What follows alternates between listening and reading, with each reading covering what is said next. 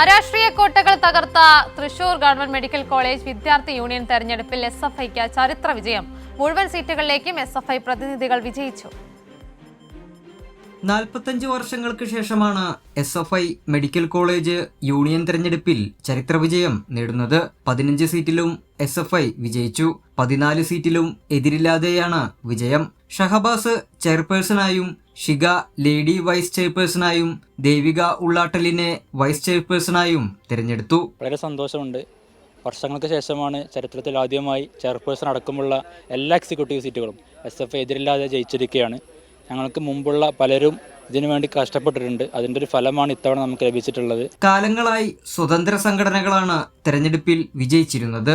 Unit committee മുതലുള്ള പ്രവർത്തകരുടെ കൂട്ടായ പരിശ്രമത്തിന്റെ ഭാഗമായാണ് ഈ വിജയമെന്ന് പ്രവർത്തകരും പറഞ്ഞു.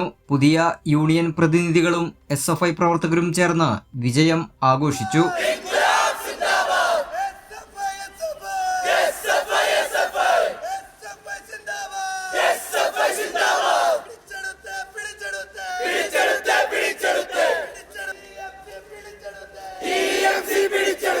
ജില്ലാ secretary T Abhijith, president Anas Joseph തുടങ്ങിയവർ നേതൃത്വം നൽകി. കൈരളി ന്യൂസ്, തൃശൂർ.